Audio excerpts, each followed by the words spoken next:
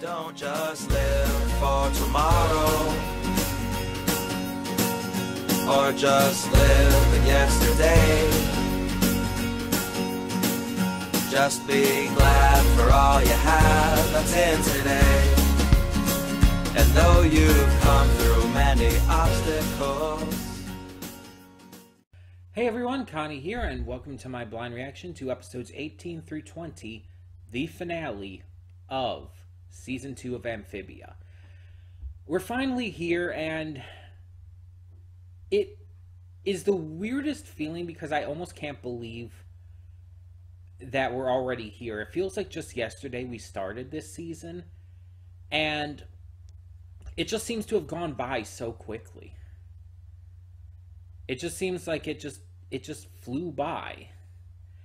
And I guess that just speaks to the quality of it. I mean, like, Season 1 eventually got much better, but Season 2 has been more consistently great the entire time. And it's like, it's shocking to me. And I keep saying it, but because I initially dropped this series, it's one of those shows like Owl House or any other that I've dropped and then picked up and ended up really enjoying again. Well, really started enjoying. It's one of those shows like that where I'm surprised that I went from disliking it and dropping it to liking it. Granted, with this one, I only got through, like, what, 2 episodes before I originally dropped it? And I only dropped it because episode 2 actually actively angered me at the time with its message. And I still don't like it. But I've definitely cooled down on it quite a bit. But I still feel like Season 1 showed drastic improvement, especially once it started to introduce Sasha and really started to explore some really interesting territory with its stories. But again, even though it increased in quality pretty notably, Season 2 has been more consistent with it. Like, not every episode of Season 2 has been amazing, but without question, the season has more consistently been on the level of the greater episodes of this series and all. So it's going to be difficult choosing a top 10, because obviously I'll be making a top 10 favorite episodes.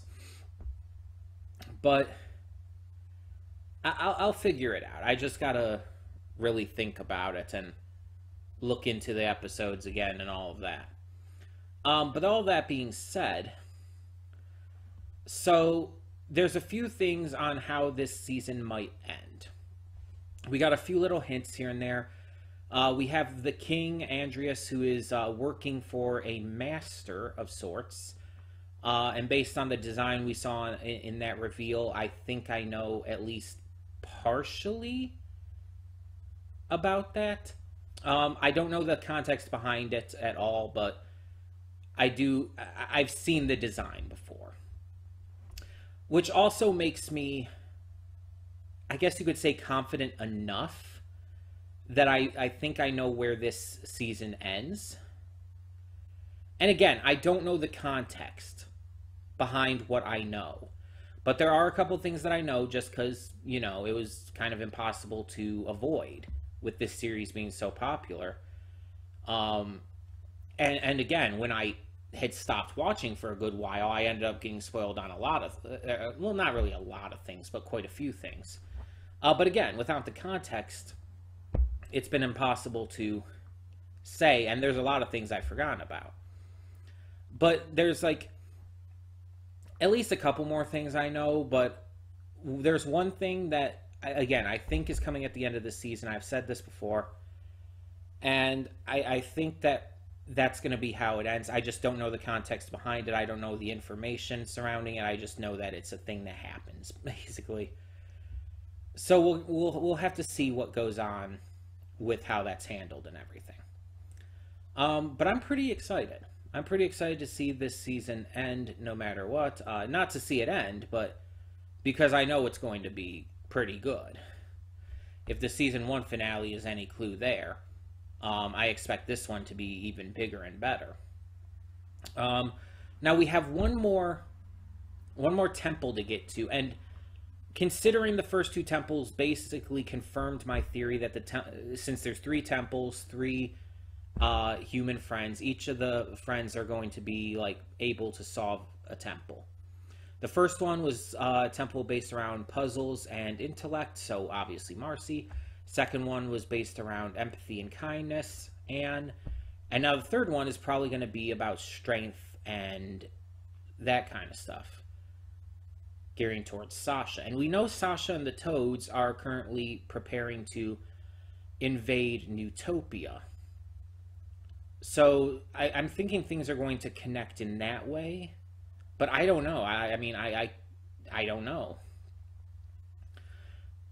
Because Anne and them are not in Newtopia currently. But I guess they'll maybe have to go back. I can only guess. I can only guess at this point. I can't say anything for sure. But there have been definitely some things set up. Excuse me. For the end of this season. So we'll just have to see how it goes down. And I have faith at this point that it's going to be pretty damn good. But let us get this started and find out for ourselves. So when the screen fades to black, pause this redirect and go to the description below. Follow the link to the reaction, and after you watch it, come back here to the redirect and resume play. Because after it fades to black and it fades back in, everything from that point forward will be my afterthoughts and will contain spoilers to the episodes. So, that being said, thank you so much for tuning in, and I will see you at the reaction. And we are back, and we'll begin with spoilers in 3, 2, 1, now. So if I hadn't known that was coming, that probably would have been a lot more emotional. Even so, I did tear up. But I knew that was coming. I knew that happened. I didn't know Andreas was the one who stabbed her, though. I was starting to think that as the episode was going along and Andreas's villainy was revealed and everything. We didn't actually get the reveal of who his master is yet, though. That, I guess, comes in Season 3. But we got the reveal of quite a bit, still. And we see that he is the one who stabbed her. Because, again, I knew that she was stabbed. I knew she was impaled. And I knew that that they went through the portal and got back to the human world. Because I know Season 3 also has at least a partial focus on that. I don't know, like, as I said before, I don't know all the details. I didn't know all the specifics of how it happened or the circumstances surrounding it. Like, again, I didn't know Andreas was the one who impaled her. I just knew she was impaled. Which, by the way, for those who when they first watched this and didn't know that was coming, holy fuck. I feel so bad for those of you who watched this when it first aired and had no idea this was coming. I feel bad for the kids who watched this and probably got the shit scared out of them. Because if I saw this without knowing this was going to happen, I probably would have screamed. I'm not even kidding you. I probably would have legitimately screamed in horror. And I'm an adult. I'm a 30-year-old adult, and I can handle a lot of dark stuff in cartoons. But that would have shaken me in a way that I would say almost nothing else could. You have a major character of the series, maybe not one of the main characters, but still a very major character, who is a teenage girl, by the way. No matter whether the characters, the trio, were originally meant to be like 17 or not, which they were. That is confirmed. They were originally meant to be 17, but Disney made the creators de-age them to appeal to the target demographic. Even though they didn't change anything else about the characters, so they still read as being older than they are proclaimed to be. Either way, it doesn't matter even if they're 17 or 15 or whatever. They're still kids, and seeing a kid, this young teenage girl, getting impaled by a giant sword through her midsection is fucking horrifying. Like, seeing anyone getting impaled with a giant sword like that is horrifying, but especially a kid. And I don't know what it is. There is probably a reason for it. There is probably like a deep how do I put it? Mental reason for it, I guess you could say. Psychological, that's the word I was thinking of. A deep psychological reason for it. But seeing kids get hurt is extremely upsetting to me, and to a lot of people.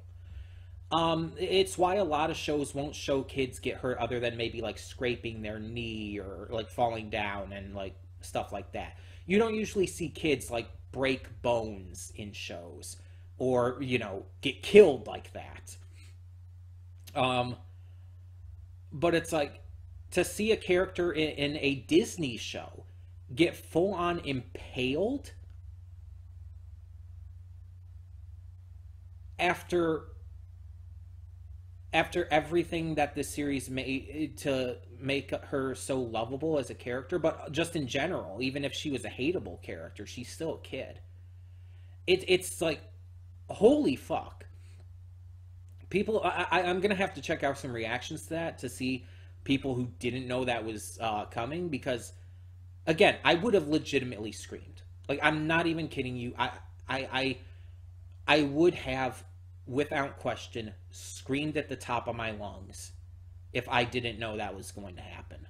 I would have been so fucking terrified and scared. And again, even knowing that it happens, I'm still terrified and scared by it.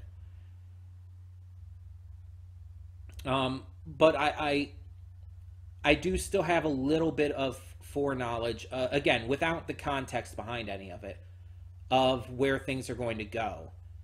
So I know what, at least a little bit of what to expect going forward. Again, I don't know the context, I just know things exist, basically, as I said before. But this ended on what I expected it to. Because I'd been talking about, like, oh, I believe I know where this ends and how this ends, and it's like, I did. I was correct. And the stabbing was what I was expecting. And I knew the portal was part of it, too. I just, again, didn't know the circumstances behind it. Andreas being the one to do it. I didn't know all of the circumstances behind Anne and her trust issues that she was consistently going through with her friends in these final couple episodes. At first Sasha, but then even eventually Marcy. I didn't know any of that kind of stuff. I didn't know how Andreas's betrayal was going to happen. I only knew he was going to end up betraying them and revealing himself as a bad guy, because everything in the season had built up to that. That was so obvious. It's just like, how is it going to happen? What's his goal? I didn't know any of his goals or anything like that. I didn't know his reasonings. I didn't know that Marcy was the one who brought them into Amphibia in the first place to escape losing them, because she didn't want to move away. She was really angry with her parents and wanted to escape. It's like, I didn't know any of that. So luckily, that aspect of things was all a surprise, and there was a lot in here that was still completely fresh for me, even despite the spoilers I had seen. That being said, we are going to talk about these episodes further in order here. So let me get up my list here just so I have it, have the names down, basically. Okay, so episode 18A. The first segment of episode 18 was Bessie and Michelangelo. This was by far the weakest of the segments. Anne, Marcy, and the Planters are packing up, getting ready to go to the last temple. And the episode mostly focuses around Bessie having to take care of the small snail that the Planters got in Utopia, Michelangelo. there's also a little bit about Anne, like, getting new armor and stuff, and getting, like, you know, fixed up to look better and everything, but there's really nothing important to that. Most of the episode was entirely focused around Bessie trying to take care of Michelangelo, and Michelangelo being, you know, basically a baby and having to get into trouble and everything. It's kind of the trope. It's the trope of, you know, the baby is causing trouble, the caretaker is having a hard time looking after it, and eventually it causes a rift, but they end up connecting in the end. It's a trope, and that's why I felt this was the weakest of these segments for these last 3 episodes, because it felt tropey. It felt just bland. But that only actually goes to serve the rest of these episodes, which I'll get to. But yeah, Bessie taking care of Michelangelo, and Michelangelo just in general, the baby shenanigans, it doesn't appeal to me as much unless it's done in a unique, new, fresh way. And I feel like it almost never is. I mean, it wasn't as bad as Cuphead's handling of this entire thing, which was just insulting. But this, it was just so bland. And as much as I like Bessie, as much as I enjoy Bessie, it's just nothing about this felt interesting to me. Honestly, I was more interested in what was going on with Anne and getting new duds and everything. But again, that was just not. It didn't really have a huge point to it. It wasn't that important. So then we have the third temple, and this is where the episodes and the segments of them start to get good. So yeah, Anne, Marcy, the planners, they go to the third temple, and it's a volcano. That's fun, which means the planners are having a really terrible time. But when they get in there, Sasha and Grime end up coming and saving them, and they work together because, you know, the third temple is strength and tenacity and all, and that's Sasha's kind of thing. So they all go through it, and it seems pretty straightforward until the final challenge, which is like this big battle in a gravity focused room. And it seems to be more that the strength Sasha needs to defeat the monster comes from her connection with Anne. It's more strength of character, strength of heart, rather than physical strength like all the other parts of the temple have been. So with some encouragement and help from Anne after they talk it out, Sasha is able to win. She charges the pink gem, and the end kind of goes with, you know, them, Grime kind of reminding her of their plan to invade Newtopia. And as we see, even though she says she's ready for it, we can see that she's questioning it right away. This episode was great because it brought all 3 of our girls together for the first time in the current day in Amphibia. Our trio are together, and we see just the cool acts of taking on this temple and everything. I love the wording. I love the wording of all of the challenges, saying shit like bruh and whatnot. It's just like fucking stupid in the funniest way. Sasha kind of acknowledging her faults and everything, although she was saying to Grime that it was an act. We know it wasn't. Sasha's struggling with a lot. She's always been the strong one, always been the leader, the one to kind of control everything. And she's learning that sometimes she has to let that go and just be a good friend. Again, strength of character and strength of heart. And we see that she's having to learn that, though. That it's not something that's going to come easy or right away. So after that, we have episode 19. 19A is the dinner, and so this one is pretty simple. Anne, Marcy, and the planners invite Sasha and Grime to dinner in at their home and everything in order to kind of just work through their problems and have everybody accept each other. However, there's a little bit of a aggression issue with Sasha, and then Marcy and Ann on the other side. Grime brings a cake that ends up turning into this, I don't know, the floor is lava challenge. And in the end, everyone kind of comes back together to fight the Hornets that are there for some reason. And they all, like, kind of, again, work through their problems. And we see this as a recurring thing. And I like that. I like that it's recurring, that they're not just solving everything at one time and then it's just good. Because that's how it is in real life. A lot of issues, especially with friends, will come up multiple times and you'll have to work through it multiple times, even in short succession like this. That's realistic and believable. And it's something I feel a lot more shows and movies and stuff should showcase. But then we have Battle of the Bands. And this one was really good. And as I said in the reaction, I'm partial to this kind of thing. If you remember, like, from, I guess, classic days at this point, I was always a really big fan of the Rainbow Rocks movie for Equestria Girls, aka My Little Pony.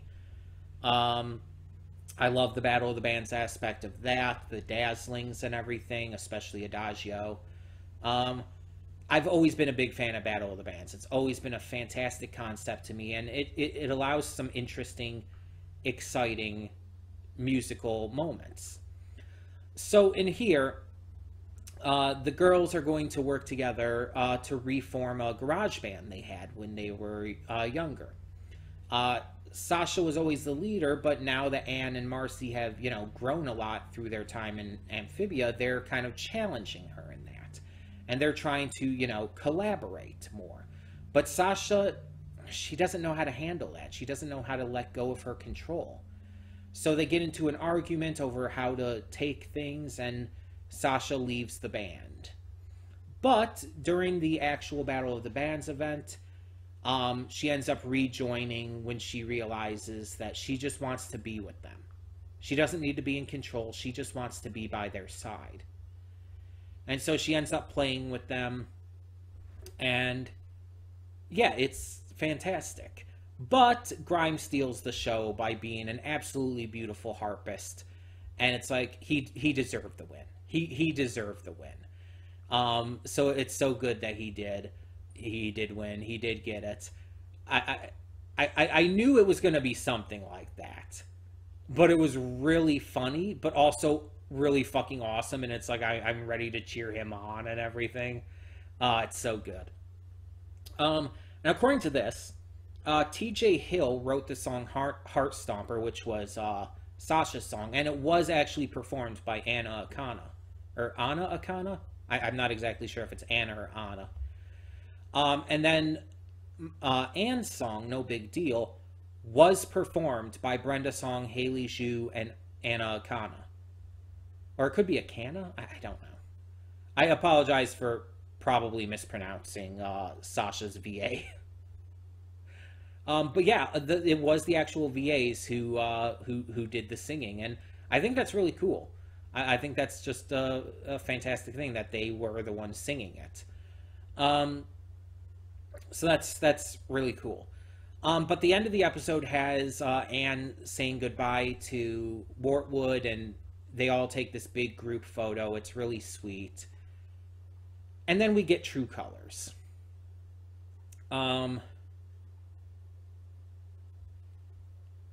it wasn't shown in the version I have here, but apparently, according to this episode actually has a content warning at the beginning of scenes possibly too intense for children.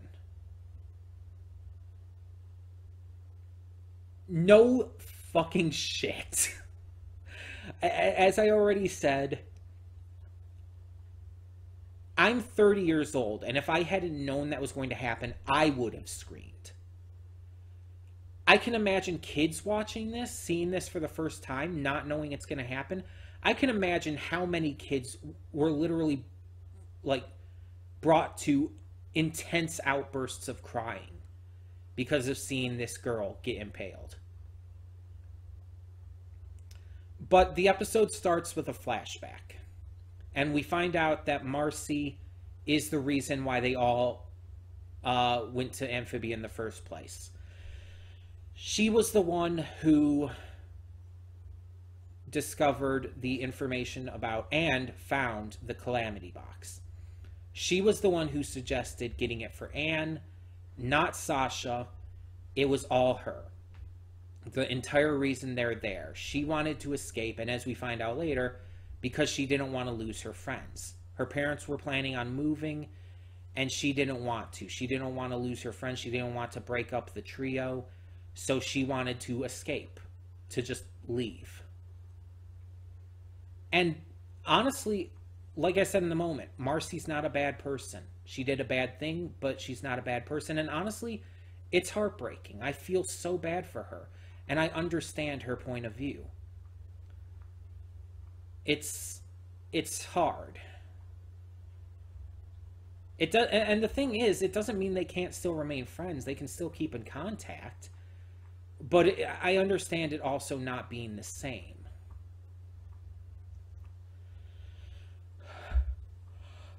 So, it's hard. But, anyway, the group arrives in Utopia, and Sasha and Grime take over. They take down Andreas, they take down everyone, and they succeed in their invasion. But Anne at this point is just, she's done. She has no more trust or faith in Sasha, and she doesn't feel like she can be her friend anymore. So she brings this entire group, the rest of the group together, and they start to take back the kingdom. But that's when Sasha and Grime realize that Andreas is the bad guy. Very bad. Like, stepping on the skulls of my enemies bad. Based on that tapestry. And they're like, oh, shit. They're trying to free him. We need to stop that. So they go to try and stop it, but unfortunately are unsuccessful because, Anne doesn't trust Sasha anymore. Andreas is freed and reveals everything. He's not going to send them back right away, but he is instead going to use the Calamity Box to become a multi-world conqueror and take over all the worlds, every world. But there's also implications he makes that he had friends in the past that he lost in some way, and that's the reason he became what he is now. That even Andreas wasn't always the bad guy. But we also know that Andreas is working for someone. So Andreas's master is the true main villain of the series. I believe that is the case. Marcy reveals that she was kind of in on it. Andreas reveals it because Marcy doesn't want to. But, and that she was the entire reason they're there in the first place. But Anne and Sasha realize pretty much right away that it's not her fault, especially after she explains things. And they know that they just have to take out Andreas at the moment. Unfortunately, even though Polly grows her legs, which was hinted at earlier in the season by Marcy, and Anne is able to unleash the power of the Calamity Box within her, which is insane. But also, it's like, yeah, that was definitely built up to as well. The animation for that scene, by the way, was phenomenal. Despite all of that, things don't seem to continue to be going well. Andreas is proving to be very formidable. Marcy luckily decides to put her friends first and opens the portal home. Unfortunately, as Anne and the planners are going to go through, and Sasha is fighting off Andreas as much as she can with Grimes' help, Andreas does manage to break free and impale Marcy as the others go through. So yeah, fun way to end. Nothing bad happened. Totally, nothing bad happened at all. It was a happy ending. Everyone's happy. Everyone's together. Everyone's safe.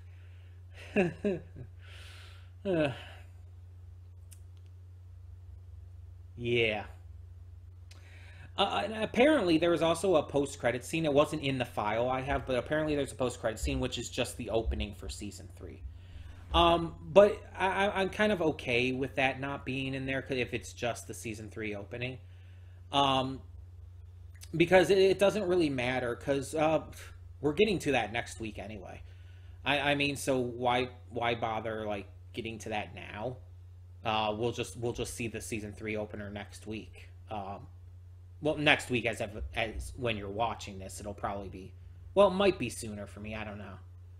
Depends on how my recording goes for the week I'm recording this. But yeah, surprise. I can't put a hold on this after that finale. I'm too invested. I am way too fucking invested. There's no way I would be able to stop it here. So we're just going to continue going for now. If we have to take a break at some point during season 3, we will. But we'll handle that when we go to it, because I'm not feeling even slightly possible. It doesn't even feel slightly possible that I could be burnt out anytime soon. But we'll see. But yeah, we're going to continue right into season 3. The season 2, like my top 10 episodes of season 2 will still be out before the season 3 episode 1 episode is put on the channel.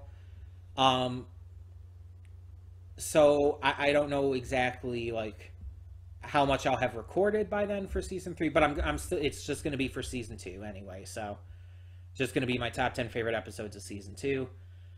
But you'll see it in between this reaction and the season 3 episode 1 reaction, which will probably just be episode 1 to start season 3. So yeah, we can't leave it there. That would it would just I wouldn't be able to. So yeah, that was the finale of season 2 of Amphibia, and it was pretty great. It was pretty intense. But tell me your thoughts down in the comments below. And for now, I'm Connie, and I'm signing off. See y'all next time.